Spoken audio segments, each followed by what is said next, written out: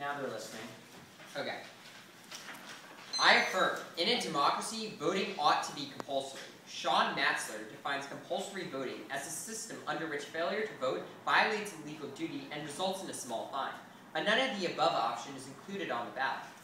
I value democratic legitimacy, meaning a state that upholds its duty of advancing citizens' interests.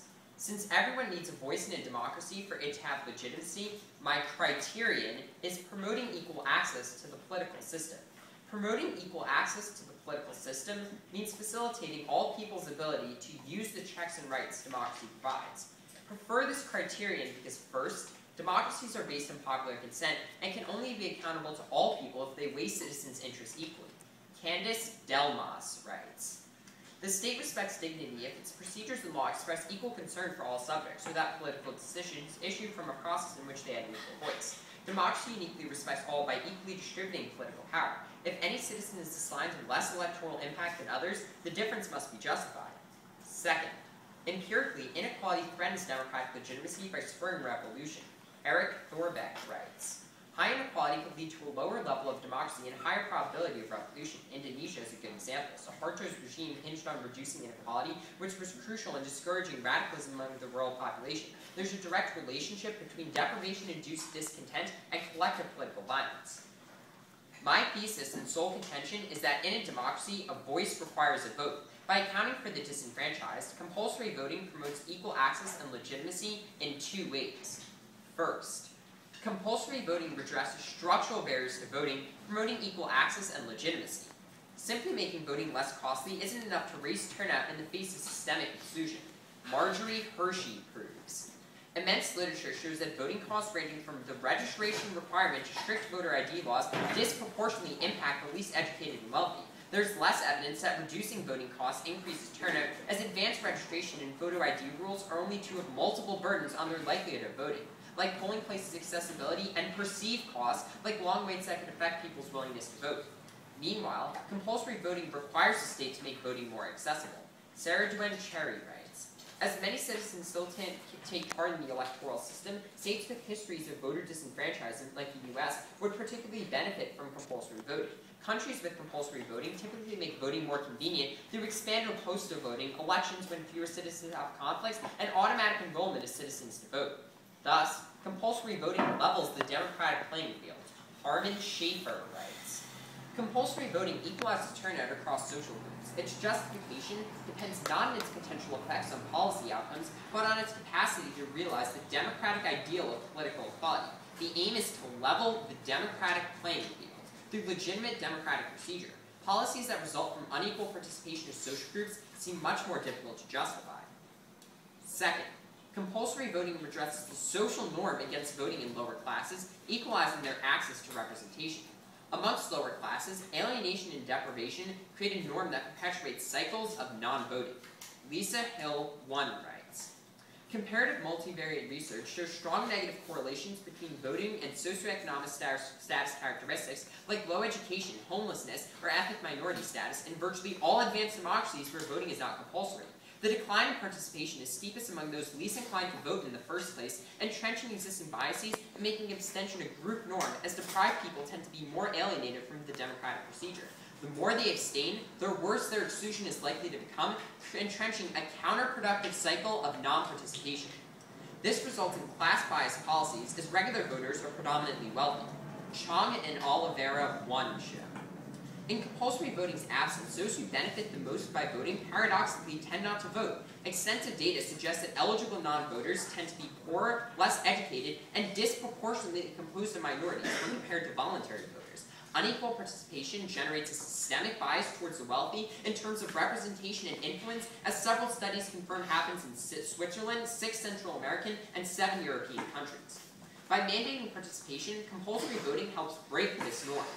Hill 2 adds, "Compulsory voting can provide a circuit breaker to the cycle because laws are an extremely effective way of changing entrenched behavior, curing social failure not only by applying sanctions, but by shaping preferences and changing tastes. Compulsory voting, despite initial resistance, can become an accepted and effective means for establishing the norm of voting. Further, compulsory voting promotes equal turnout better than any alternatives." Arend Lepard writes, Mobilizing people to participate brings in the same people who would be active spontaneously. Studies from the 30s to the 90s show that the institutional mechanisms that can increase turnout, such as user-friendly registration rules, proportional election formulas, infrequent elections, and weekend voting, compulsory voting is particularly effective. Empirically, this translates to more equitable economic policy and income distribution levels. Chong and Oliveira, too, prove. Countries with compulsory voting have, on average, a Gini coefficient 3.7 points lower than those without such laws. In a model explaining 44% of cross-country inequality, compulsory voting improves income distribution as voter representation increases. Strong compulsory voting laws increase the income share of the bottom quintiles, as the corresponding sign of the three bottom quintiles is positive and statistically significant for the first and third quintiles. By compelling the population's bottom income quintiles to vote, compulsory voting makes possible higher transfers and redistribution programs in states where wealth distribution is dramatically skewed against the poor.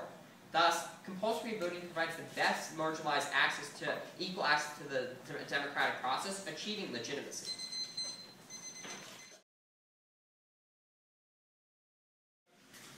So, starting on your number 2 justification for your value criterion, what is the fallback argument?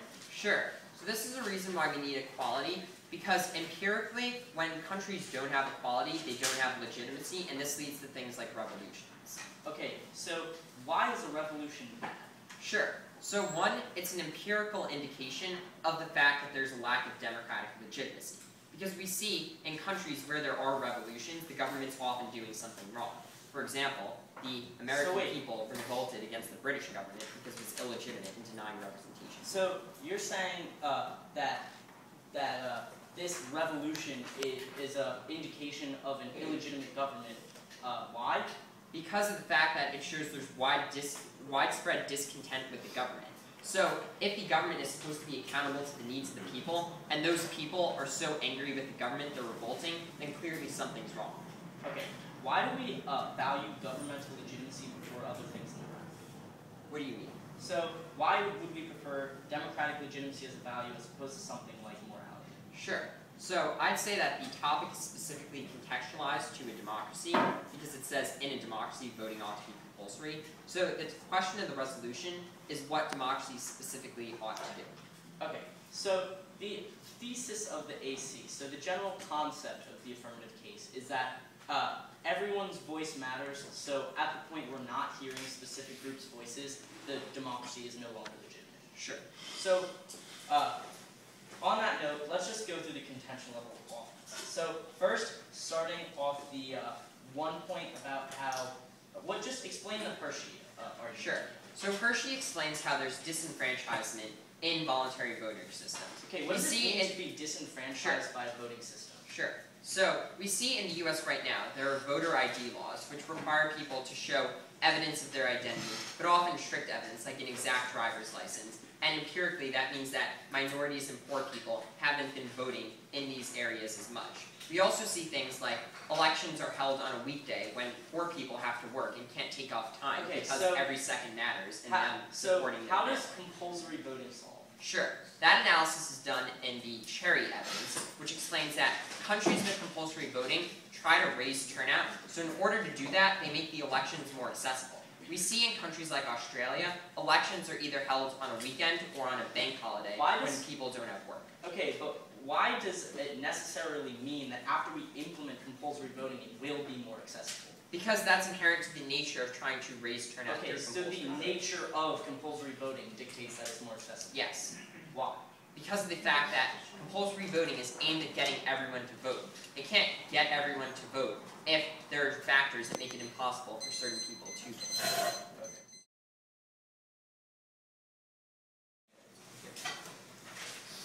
I negate. Ought expresses a moral obligation, thus I value morality. First, Kant explains morality must respect the intrinsic worth of humans. Man exists as an end in himself, not merely as a means to be arbitrarily used, but must always regarded as an end. All objects of the inclinations have only conditional worth, for if the wants founded on them did not exist, their object would be without value. Rational beings therefore are objective ends for which no other can be substituted, for otherwise nothing whatever would possess absolute worth. If all worth were contingent contingent, then there would be no supreme practical reason. Second, privileging some agents over others is inconsistent because there's no natural objective reason to give one agent more worth than another. So denying the worth of one agent denies the worth of all agents, but by denying that which makes all agents valuable. All moral systems must respect equal worth of agents. Artificial constructions of value fail because they don't provide objective reasons for constraining actions. Third, one necessary and sufficient condition of all moral systems is that it treats people equally. If a moral system doesn't apply to all people equally, then it doesn't qualify as a moral system and cannot prove the resolution true or false. Thus, the value criterion is respecting human worth, meaning respecting the inviolable value of each human being. Contention 1. Affirming fails to protect autonomy and thus disrespects human worth and that which makes us human. This is true for several reasons. First, given that morality is a guide to action, a valid ethical theory would only make normative judgments based off freely chosen actions. Otherwise, morality would punish individuals for actions that they could not control, and people would have no incentive to follow it. Compulsory voting is inherently immoral insofar as it forces individuals to take a certain action. Second, compulsory voting denotes a breach in state power, which outweighs all other violations of autonomy because it leads to infinite other violations. Amorosky writes, forcing people to vote would be an unjustifiable state intrusion in the sphere of individual freedom. Even if the government considers that voting is beneficial for the individual, it has no right to interfere with the latter's freedom of choice, and thus should not coerce him into participating into the electoral process. Finally, humans have a right to vote. That right to vote within a democratic system also includes the reverse side of the spectrum. The right to vote means that a right to your vote, and thus a right to your vote. This is also excluding the fact that forcing people to vote is a forced expression of opinions, which violates an individual's freedom of speech, which is central to democracy. This is not even mentioning that certain religions purposefully abstain from political participation, which would mean that the affirmative debater is violating a person's freedom of political expression, thus I negate. Now, moving on to the affirmative case. First, on the value premise of governmental legitimacy, his argument is that the resolution questions a democracy as an agent, but I'd say the value of morality also does the same thing resolutionally. Because ought denotes a moral obligation, the resolution is not only a question of what should happen in democracy, but also a question of what is morally justified in that democracy. So really, we could use either in terms of the value criterion. So don't let him get away with getting up in the next speech and saying why democratic legitimacy would precede morality. But off of the value criterion of promoting equal access to facilitate all. Off the first point about how democracy is based on all people consent.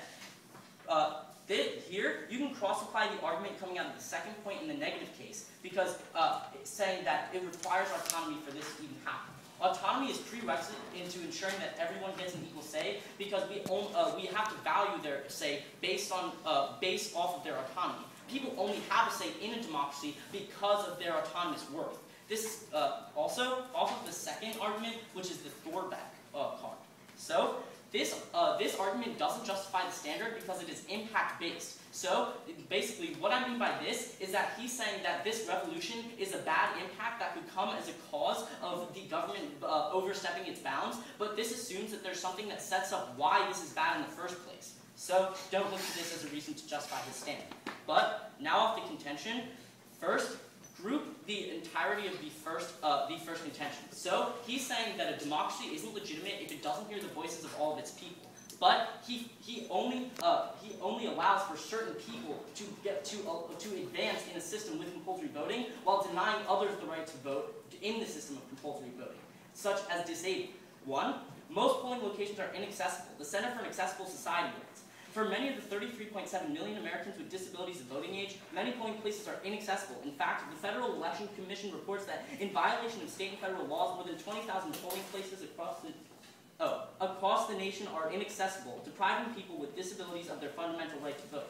Second, polling locations have workers that discourage the disabled from voting, and elections use ableist language, and people with disabilities don't vote as often. The Center for an Accessible Society 2 writes, poll workers sometimes deter people with a cognitive disability. They believe that someone with cerebral palsy is drunk, and just as convicted felons are legally disenfranchised. Many states have outvoted constitutions or statutes disenfranchising people with cognitive disabilities using terms like idiot and unsound mind. If people with disabilities voted at the same rate of the non-disabled, 10 million more votes would have been cast in the last presidential election. This disparity in votes is important and answers the affirmative claims of inclusivity by a matter of simple math. If everyone else is being forced to vote, but can actually get there and vote without being discriminated against, then the disabled are silenced even more. Since even more people are voting and tons of people are incredibly ableist, the election results will turn out even more ableist, and that outweighs. So, this is going to interact with the AC very well, because Sherry only solves to getting certain people to the polls. The certain people the AC solves for are the socioeconomically disadvantaged. So, at the point the socioeconomically disadvantaged get ahead in the polls, it makes the ableist mindset worse and silences the disabled even more. Since he's saying that we have to value all people's opinion in a democracy, this outweighs. But, also, this outweighs because the affirmatives advocating compulsory voting intrinsically links them to an ableist advocacy, and the AC makes all of the ableism already identified through voting worse by forcing every disabled person to go through it, and punishing those who want to vote but can't because they're disabled. Ableism is just as bad as racism, sexism, and every other form of oppression. It strips them of humanity and treats them as other. The isolation and concealment of disabled bodies deems them as worthless and strips them of all value. This means that the net impact comes first in relation to the equality arguments. The disabled have it worse because their plight isn't even heard. The AC takes one step forward and two steps back in the quest for equality. But, specifically off of the second argument coming out of Hill about it encourages abstination, you can turn this argument. The affirmative allows for abstination in a different form. The definition he provides in the AC says that they're allowed to vote for neither candidate. This is just another form of abstination insofar as they're not being forced to actually vote for someone. They just have an obligation to attend the polls. That's not engagement.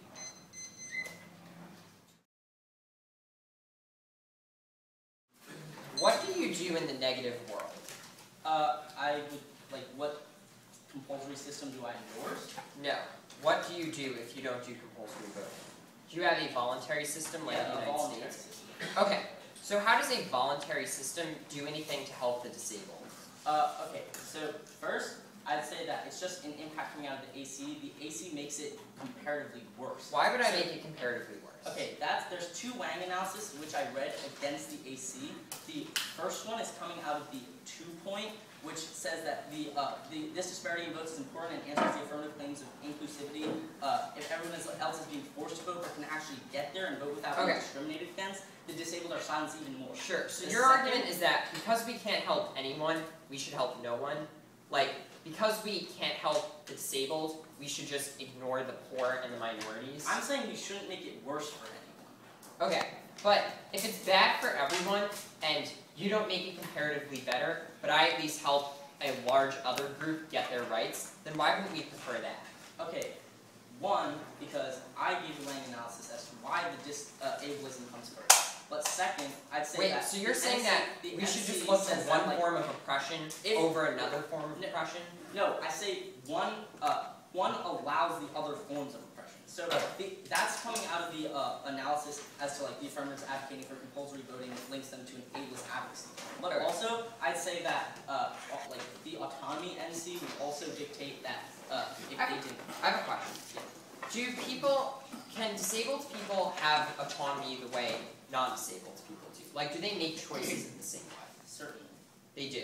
Yes. So, okay. Let's talk about the NC. Okay. Your second and third justifications say that we can't privilege some over others, and a moral system